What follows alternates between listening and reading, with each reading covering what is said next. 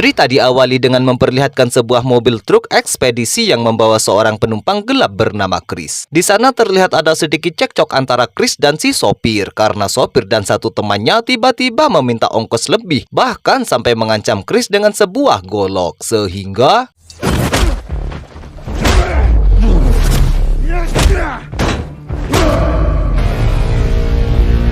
beres menghajar dan mencuri mobil truknya, tibalah Chris di pusat kota dan langsung mendatangi salah satu rumah orang kaya yang belum diketahui siapa pemiliknya, dan tentu bukan saya. Chris pun bersembunyi di balik semak-semak sampai si anak memilih rumah diantar penjaga ke sekolah, kemudian mengawasi dari kejauhan sampai si anak pulang dari sekolahnya.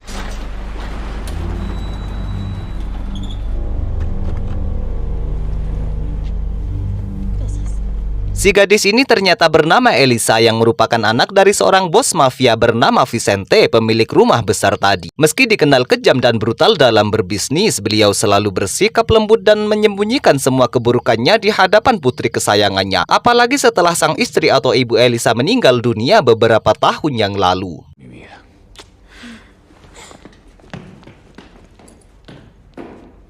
Keesokan paginya saat Elisa sedang berangkat sekolah dan saya tidak ikut, ada seorang tukang pembersih kaca jalanan yang menawarkan jasanya dengan sedikit memaksa. Meski si sopir sudah sabar dan menyuruhnya untuk pergi, si tukang pun malah semakin membrutal dengan memukul spion mobil hingga rusak dan menghajar kedua penjaga Elisa sampai babak belur.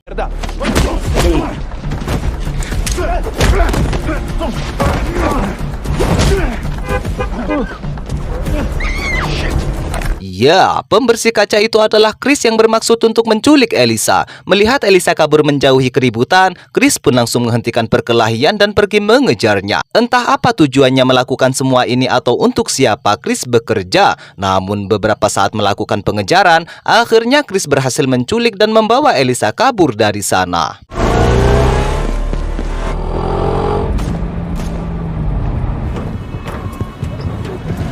Dirasa sudah cukup jauh, Chris pun membawa Elisa ke hutan tepi danau untuk beristirahat. Awalnya Elisa mengamuk dan terus berontak untuk melarikan diri, namun setelah Chris menunjukkan foto bersama Vicente dan ibunya, disitulah Elisa sedikit tenang dan mau mendengarkannya.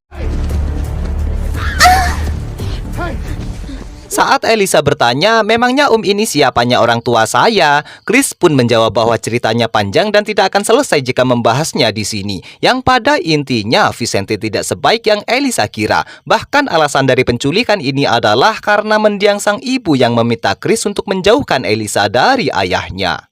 Kidnapper, you locked me in the trunk of a car. You're a fucking lunatic. Look, I'm sorry I locked you in the trunk of the car, okay? I didn't have a choice. Your mother, she sent me here to come get you. Di sisi lain, Vicente yang mendengar putri semata wayangnya diculik pun langsung menanyakan ciri-ciri si penculik pada kedua penjaga tadi. Namun karena mereka juga baru pertama kali bertemu dan tidak mengenal wajahnya, ia pun menyuruh semua rekan mafianya untuk melakukan pencarian, termasuk akan memberikan imbalan yang sangat besar bagi siapa saja yang menemukan Elisa secepatnya dan harus dibawa hidup-hidup. Take out 2 armed bodyguards. Sejenak kita tinggalkan dulu urusan Vicente dan beralih pada seorang pembunuh bayaran bernama Corpo yang dikenal sebagai The Devil yang berarti sang iblis. Corpo selalu bekerja sendirian dan menyamarkan identitasnya sebagai tukang bengkel.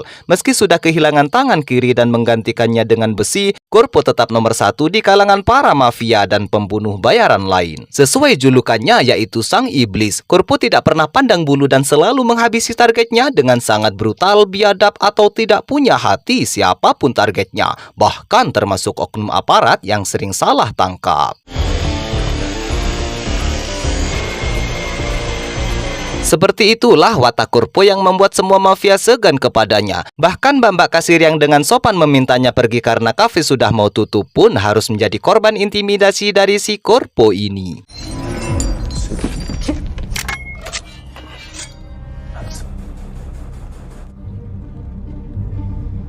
Beruntung ada seorang ibu polwan yang kebetulan lewat dan mendapati Corpo akan menghabisi mbak kasir. Setelah diancam akan ditangkap jika tidak kunjung meninggalkan kafe ini, Corpo pun akhirnya pergi dan menyelinap ke dalam mobil polisi. Hingga ketika ibu polwan akan mengantar si teteh pulang, ujuk-ujuk Corpo menikam mereka berdua dari belakang sampai tewas.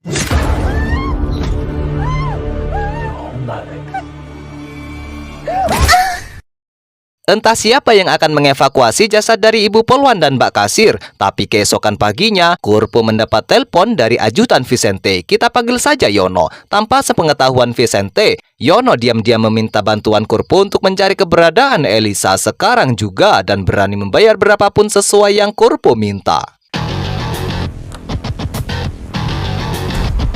Kembali pada Chris dan Elisa yang baru saja tiba di sebuah pom bensin. Chris berniat keluar untuk mengisi bahan bakar, sedangkan Elisa diminta untuk tetap diam dan duduk manis di dalam mobil. Setelah Chris keluar dan Elisa melihat Chris sedang lengah, ia pun kabur meminta bantuan para pemuda yang sedang nongkrong. Alhasil, Chris pun harus terlibat perkelahian yang sebenarnya sama sekali tidak diperlukan. Sementara Elisa pergi ke telepon umum untuk memberitahu Vicente keberadaannya. Chris terpaksa harus menghajar para pemuda yang keras kepala ini.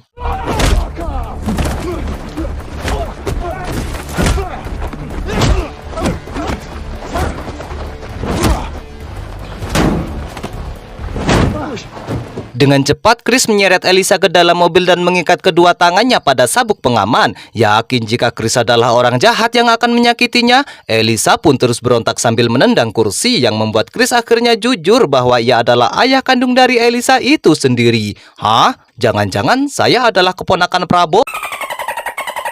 Who are you to tell me what to do? Fuck! I'm your father!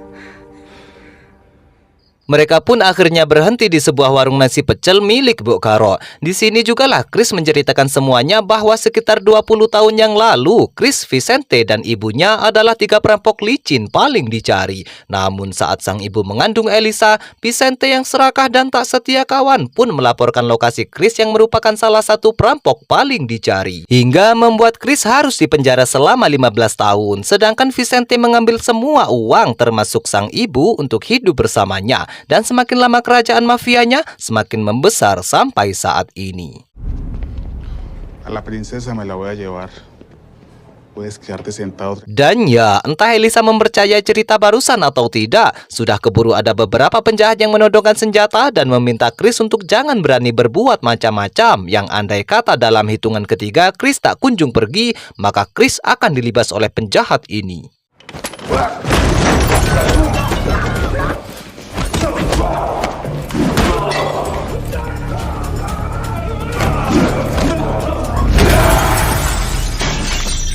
Entah kemana mereka membawa Elisa pergi, namun satu penjahat yang masih hidup pun harus menjadi target amukan Chris yang menginterogasinya dengan sangat brutal. Namun karena si penjahat tak kunjung buka mulut, maka Chris pun menjodohkannya dengan sebuah tabung apar.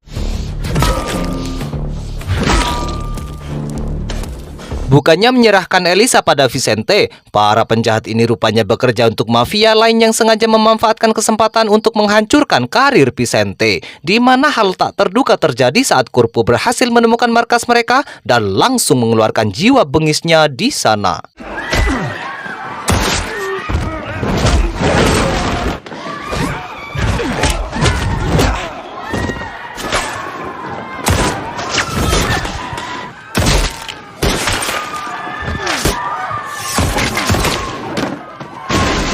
Tak rela kerajaan bisnisnya habis diobrak-abrik oleh hanya satu orang, si bos mafia menyembunyikan Elisa di ruang rahasia dan turun ke bawah untuk memeriksa. Namun setelah melihat dengan jelas bahwa pelakunya adalah Corpo sang iblis, ia pun langsung kembali ke atas dan berniat untuk bersembunyi, tepat saat Elisa berhasil memukulnya dari belakang hingga pingsan.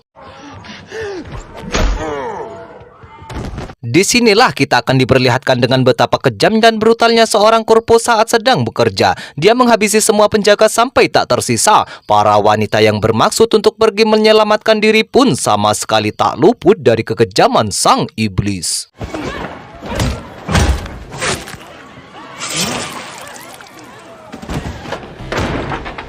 Dan ya, muncullah Chris yang tepat waktu dan langsung melakukan baku hantam. Yang ketika Corpo akan menghabisinya dengan pisau yang disembunyikan di balik tangan besinya, Elisa keburu berteriak untuk mengalihkan perhatian.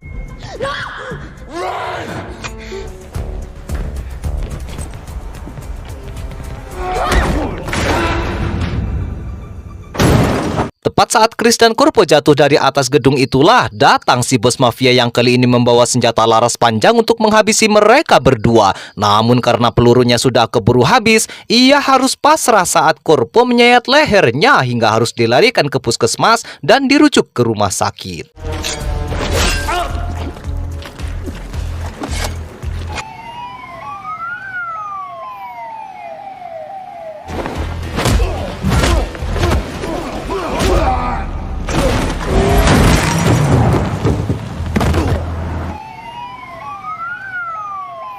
Beruntung Elisa berhasil menabrak si Corpo dan langsung membawa Chris pergi dari sana. Sementara mereka mulai berbaur dalam keramaian, kita akan diperlihatkan dengan Corpo yang ternyata masih hidup. Entah memang kuat atau hanya dapat cheat dari sutradara, Corpo menjahit lukanya sendiri tanpa mengonsumsi obat sekalipun.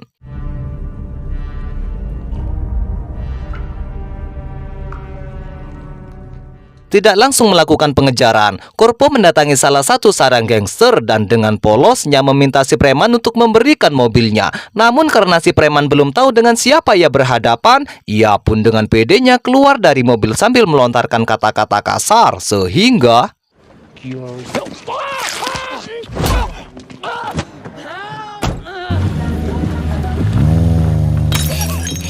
Chris dan Elisa sendiri baru tiba di pusat kota dan memutuskan untuk beristirahat. Chris pun melanjutkan ceritanya bahwa saat Elisa berusia sekitar 5 tahun, sang ibu diam-diam datang mengunjungi Chris ke penjara dan mengadukan Vicente yang selalu memperlakukannya dengan kasar. Bahkan sang ibu berpesan jika ia meninggal dunia nanti, tolong selamatkan anak kita dari genggaman Vicente. Dan benar saja, 1 bulan setelah kunjungannya ke penjara, sang ibu dikabarkan meninggal dunia akibat overdosis obat terlarang. Yang hal itu sepertinya mustahil mengingat ibunya bukanlah seorang pecandu, sehingga Chris curiga jika kematian sang ibu memang sengaja Vicente buat agar seolah kecelakaan. I bought your mom that necklace. Oh, the diamonds could cut through anything and everything. Tak lama datanglah Vicente dan anak buahnya mendatangi markas si bos mafia untuk membuat kesepakatan. Namun alih-alih menemukan Elisa, ia malah mendapati mayat si bos yang tak sempat dilarikan ke puskesmas dan semua anak buahnya yang sudah tewas mengenaskan. Yang semua itu dilakukan oleh hanya Corpo seorang diri. Singkat cerita, setelah seharian berjalan kaki, tibalah Chris dan Elisa di sebuah gang dan menemukan mobil truk yang tidak dikunci, di mana rencananya mereka akan pergi ke bandara dan menitipkan Elisa pada bibinya. Namun karena Elisa masih ragu dengan semua cerita Chris, ia pun malah kabur membawa mobilnya seorang diri. Saya rasa di film ini memang mirip GTA sih, ada mobil pakai, senjata nganggur dipakai, gak tahulah. Lanjut. Secara kebetulan, Corpo yang juga melewati gang itu pun akhirnya berhasil mengetahui keberadaan mereka dan langsung melakukan pengejaran. Sehingga ketika Elisa berhenti di sebuah wartel untuk menelpon Vicente, sudah ada Corpo yang turun sambil menenteng sepucuk shotgun.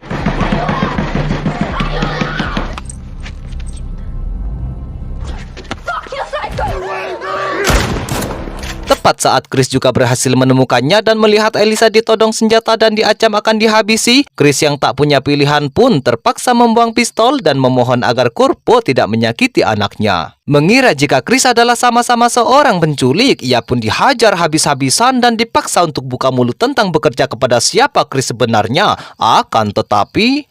Who are you?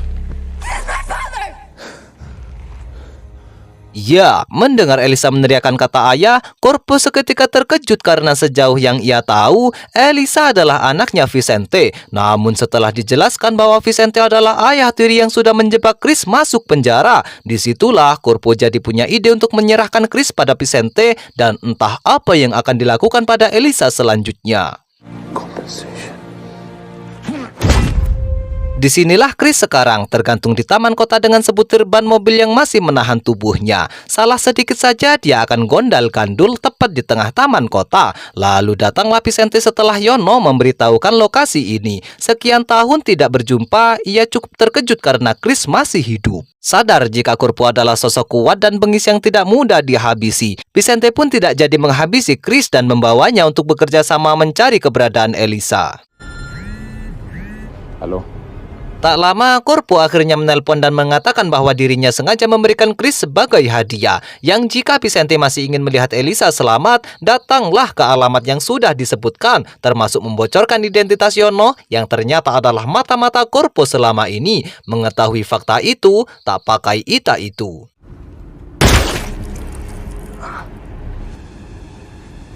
Beres menghabisi Yono, Chris yang penasaran dengan sosok si Corpo alias El Diablo pun langsung menanyakan alasan yang tak kunjung meminta uang tebusan kepada Vicente. Beberapa tahun lalu, Corpo adalah satu-satunya pembunuh bayaran terbaik yang setia bekerja pada Vicente. Bahkan setiap misi yang dianggap mustahil bisa Corpo selesaikan tanpa kendala sedikit pun karena potensinya yang terlalu melampaui batas. Vicente yang khawatir jika suatu saat Corpo akan bertindak di luar kendali pun menugaskan 15 pengawal terbaiknya untuk menangkap si Corpo, yang ketika Vicente tiba di lokasi untuk menghabisinya dengan tangannya sendiri, semua pengawalnya sudah tewas dan mendapati sepotong tangan Corpo yang masih terborgol pada pagar. Tentu Corpo membantai seluruh pengawal hanya dengan satu tangan.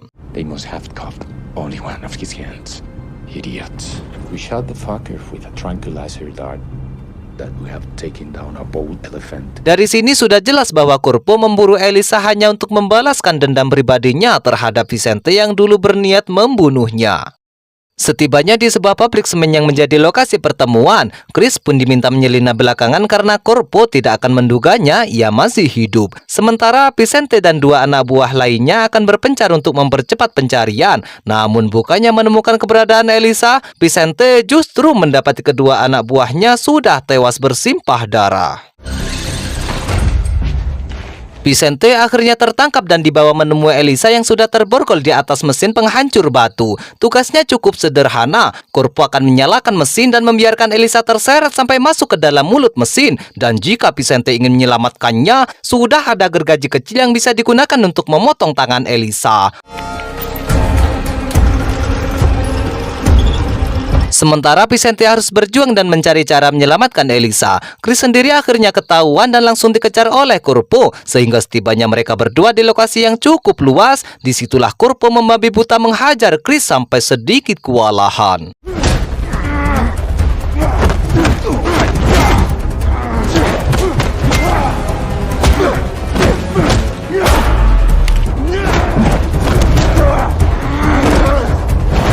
Tanpa memperdulikan Corpo yang terus menyerangnya, Chris pun buru-buru lari menaiki tangga untuk membantu Vicente membebaskan Elisa. Namun hal itu tampaknya mustahil jika si Corpo belum tewas, sehingga terjadilah pertarungan brutal di antara mereka berdua.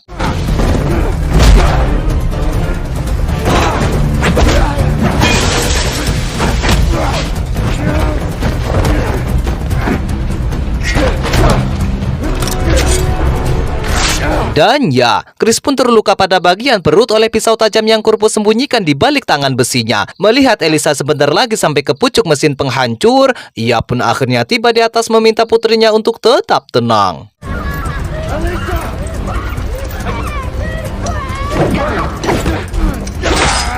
Tepat saat Corpo juga berhasil menikam Chris hingga terkapar. Disinilah Corpo memaksa Vicente untuk menceritakan apa yang sebenarnya terjadi di masa lalu, bahwa kematian sang istri bukanlah disebabkan oleh overdosis, melainkan Vicente yang sengaja menyuruh Corpo untuk membunuh dan membuatnya seolah kecelakaan agar Elisa tidak membencinya.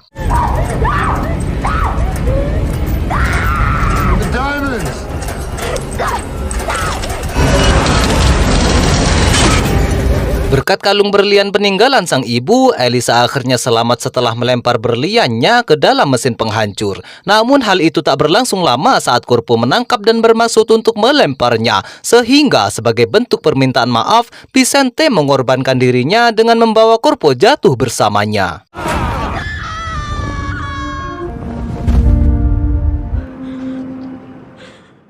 Setelah semua mimpi buruk ini berakhir, kita akan diperlihatkan pada Elisa dan Chris yang pergi menuju makam sang ibu untuk mendoakannya. Di sini jugalah Chris meminta maaf karena selama ini belum bisa menjadi sosok ayah yang baik bagi Elisa. Yang tanpa mereka berdua sadari, mayat Corpo sudah hilang dari lokasi kejadian. Dan mungkin ini akan menjadi ancaman Elisa dan Chris di masa depan.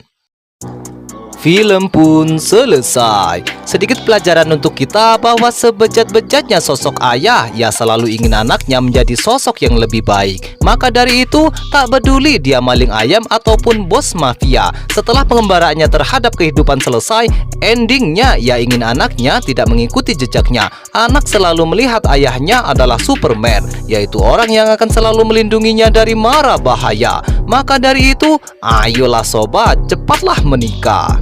Kami dari tim Sobat Udut mohon maaf apabila ada kesalahan. Selamat beristirahat dan kami ucapkan terima kasih.